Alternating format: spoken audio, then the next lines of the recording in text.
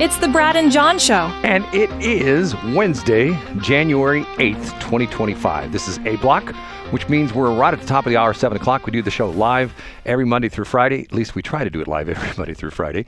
And we do it live from, I said that already, live 7 to 8 o'clock. You can listen online live at bjshow.co. There's the listen live button at the top, or you can listen to it in the future. You can listen to it. What we said right now is in the past. If you're listening in the future on either of our bjshow.co podcast page, or you can go to the bjshow.video page, which is the page that has the YouTube videos on it, but it's pretty much the exact same thing, except that occasionally John Combest puts up a killer thumbnail. Right, John Combest? Whereas you and I might pronounce it Keller. A Keller. We say milk and we say Keller. Because we're just St. Louis boys, Brad. McCloskey. Right? Did I get that? McCloskey. You did, Brad. I think you should just mail it in for the rest of 2025, because that was your top priority, pronouncing his name correct. Yes, I got it right. Okay, that is John Combest, Combest. He puts together this site every single day of his life since what? October of 2001? Is that what it was? 2001? Yeah, 2001. You're right, Brad. And we start the morning off with this guy right here. I'm Casey Kasem. And what he does is he puts us into this thing where he tells us about these things, and he says, and here they are. And he counts them down, and here's John's top three. In third place, Brad, I'm going to give you a math question, and I want you to try to figure out what these two numbers present. I know we're both a little virus-addled at the moment, but try to use your brain here, Brad. Okay, the numbers, 64 and 42. What do those numbers represent, Brad? 64 and 42. That is the two jersey numbers for the St. Louis Rams who are going to buy the team and move it back to St. Louis. How'd you know, Brad? You've clearly been reading the St. Louis Business Journal. You are correct. Also, Cardinal fans will note that the Cardinals defeated the New York Yankees in 1964 and 1942 to win world championships. But no, Brad, we're talking about the story in the St. Louis Business Journal from a guy named Jacob Kern. Brad, St. Louis Mayor Tishaura Jones was out of town on work trips at least 64 times during her first 42 months in high office. You say, John, isn't that pretty typical of mayors to travel all over the country multiple times a month? No. According to Jacob Kern, quote, those with experience in the mayor's office said that in modern memory, the chief executive has not spent anywhere near as much time away from the city as Jones has. Brad, the hits just keep on coming for Tishaura Jones. And the thing that will get some people in Jefferson City's attention here, Brad, usually I don't link to municipal stories or county stories, but some of these trips were paid for by the St. Louis Development Corporation, which is being scrutinized by State Auditor Scott Fitzpatrick. So, Brad, it seems like Tishaura Jones just can't catch a break.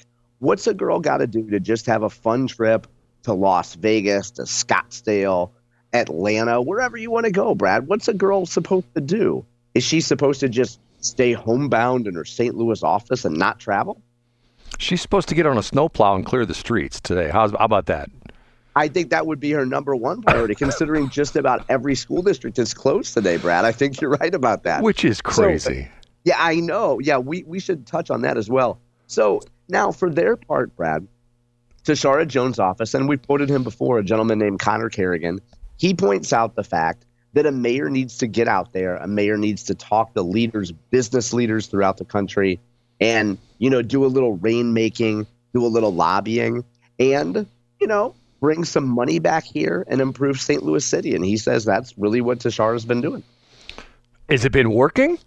Let's ask that question. I think it's been an unmitigated success. Really? She's brought lots of business and lots of money back to the city? No, mostly safety. She's mostly brought a bunch of law-abiding citizens and tough-on-crime prosecutors. And she hired, I think, 4,000 cops yesterday, Brad. So I think we're set. Brad, I would suggest folks go to this piece and read it. As always, Brad, if you don't want to pay the St. Louis Business Journal, I have a paywall-free link up. I think folks would be interested in hearing what Connor Kerrigan has to say. He pointed out that the Las Vegas events, Brad, they helped Tishaura meet with executives from Target, Brad.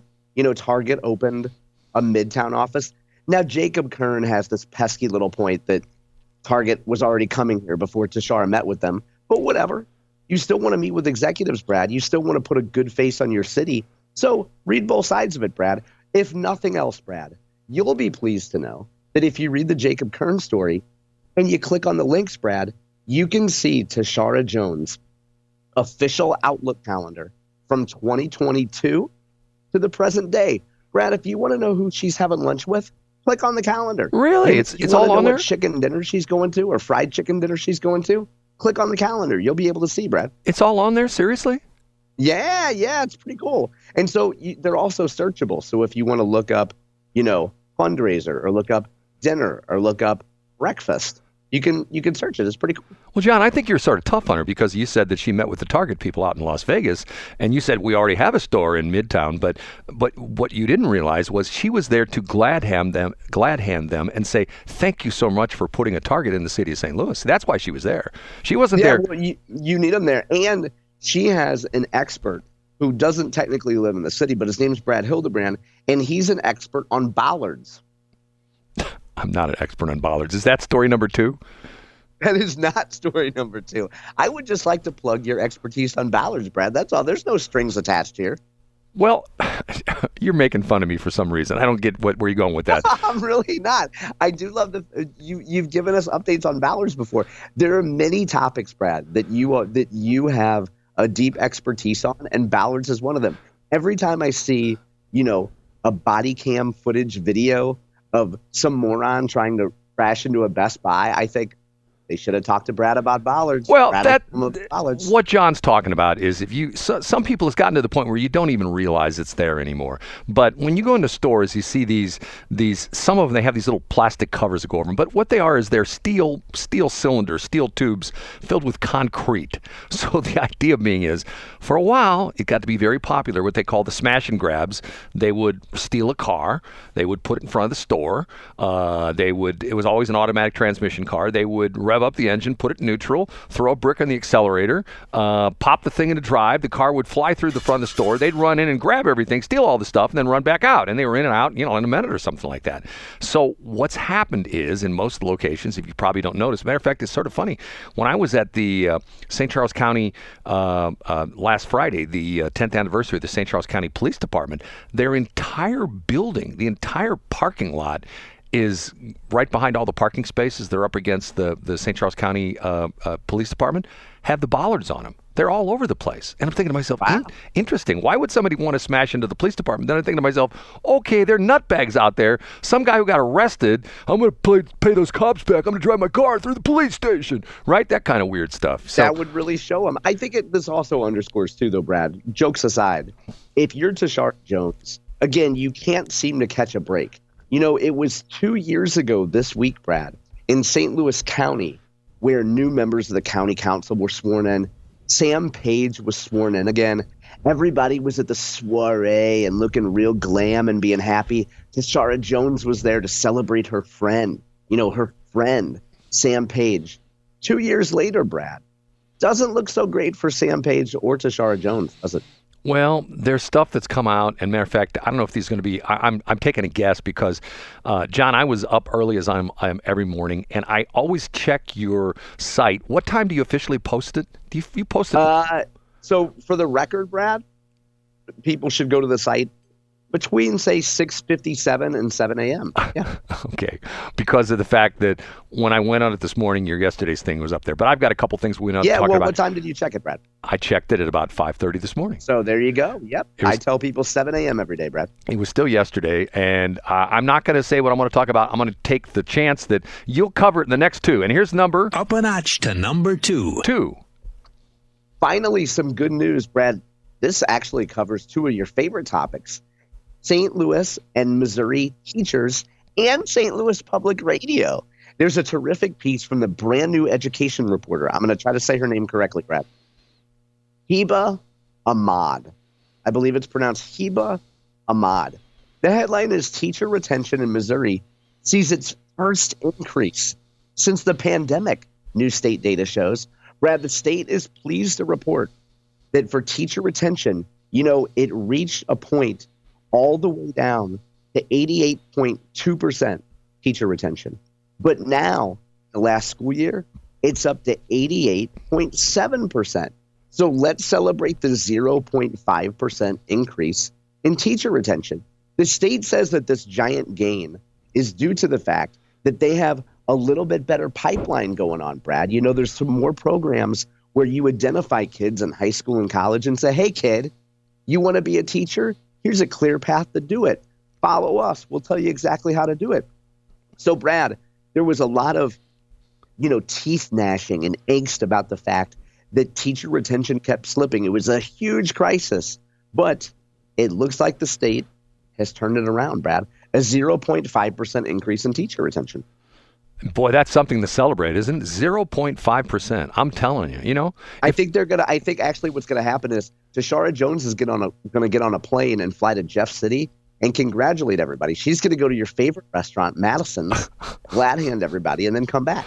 I think she has a layover in Las Vegas for a couple days, though. If one of John's stock was up 0.5% for the year, he'd be doing the Snoopy dance. Oh, my God, my stock's up 0.5%. Okay, last but not least. The number one.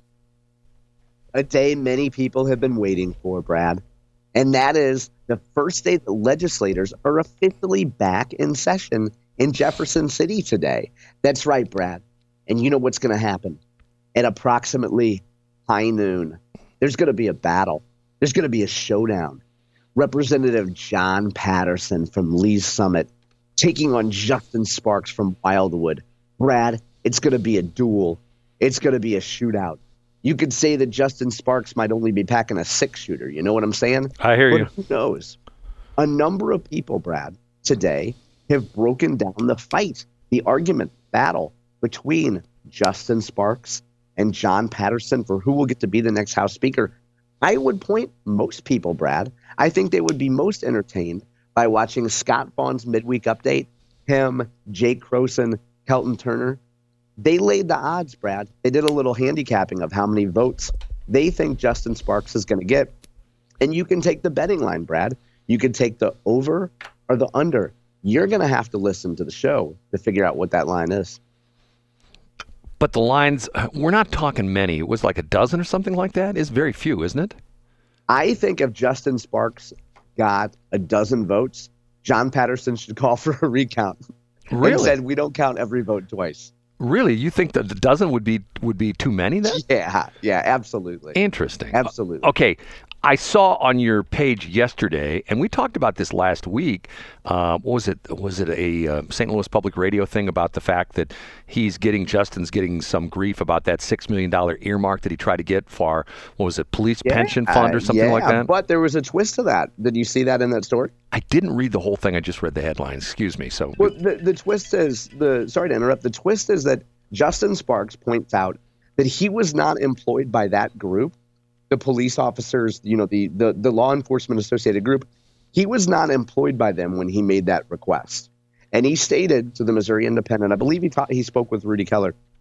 He stated that now that he's in the legislature now that he's actually working for that group, he wouldn't make a budget request like that. He essentially said, look, I wasn't even working for them at the time. Like I made this request for them and I wasn't working for them. If you were a cynic, Brad, you would suggest that there was some kind of a quid pro quo there. Now, I don't know Justin Sparks, but I doubt that Justin Sparks went out and got a bunch of money and said, hey, I'm going to get you guys $6 million. And when I'm done, you better put me on payroll. I doubt that happened, but who knows? I don't know Justin Sparks. Yeah, but even if he wasn't working for them at the time, he's the guy that is against the earmarks, and he was trying to get an earmark. Isn't that the real bottom line of the story? Yeah, that's a fair point, Brad. I mean, I think that's a fair criticism. I mean, I think reasonable people would look at it and say, look, if you're against the money, but it's going to be spent somewhere, do you want it spent in Ladue? Do you want it spent in Normandy? Or do you want it coming for police officers? And if I'm Justin Sparks, I say, well, to hell with all the other people. I want it for law enforcement. And Brett, the other takeaway from today is that there are just so many people. And I know, again, it's some people's first session, second session, third session of following politics. But if you have followed this at all and you have bought into some kind of a notion that Justin Sparks could be elected speaker, then you should look at the people who have been telling you that and wondering why their judgment was so far off. You know, it's one thing to say, this guy is running for speaker because it's the right thing to do and the fight is valiant and we got to stand up and fight. And it's another thing to get on social media and suggest, hey, come to Jeff City. Justin Sparks could get elected. We're going to win today. Like, look at people who tell you those things, and either they have really bad judgment, which is possible, and they can't count votes, or they're just being disingenuous. John, changing topics 100% here. I'm going to say something that some people may find very callous, but I'm going to go ahead and say it. You ready for this? I'm ready, Brad. Please bury Jimmy Carter today. I mean, yes. I mean, how many places are they going to parade his body around? I mean, to me, this is like morbid. You know what I mean? Oh, we're gonna go to his old house, and now we're gonna go to the governor's mansion. Now we're gonna go here. Now we're going to the peanut plantation. Now we're gonna go here. I'm going, put the guy in the ground. You know? Yeah. And once again, I'll say something that people would be upset about. Our tax dollars not at work. These people that are, driving around these parades and the limo drivers and all this kind of stuff and the military guards and stuff like that, guess what? They're on the government payroll. We're paying for that, okay? Jimmy Carter was a terrible president. I think that the interesting thing with Jimmy Carter, by the way, did you know this? Did you know that Jimmy Carter is the guy who started the Department of Education? Did you know that? I did know that, yeah. And 1979, I believe it was, and he was out of office in 81. Okay, some people will say that one of the biggest boondoggles in the federal government is the Department of Education, because since 1979, the scores of our children have gone consistently down.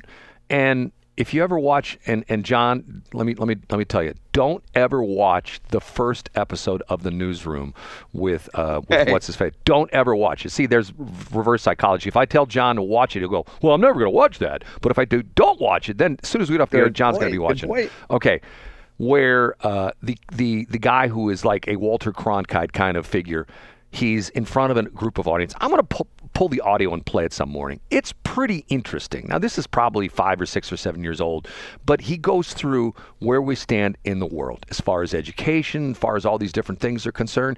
And I think it's always, to me, problematic where people say, like you get these governors and mayors and things like that. Oh, we're the city of St. Louis. Things are just wonderful here. Or if you get people in the government saying, Joe Biden, he's the sharpest man in the room. Nobody can keep up with him. He's got boundless energy. At some point in time, I'm the kind of guy that if you say, how are my radio stations doing? I would say, not as good as they should be, but I'm working on it. I wouldn't say, oh my God, we're doing great. The ratings are through the roof. We're making so much money. We're lighting the transmitter on fire with $100 bills.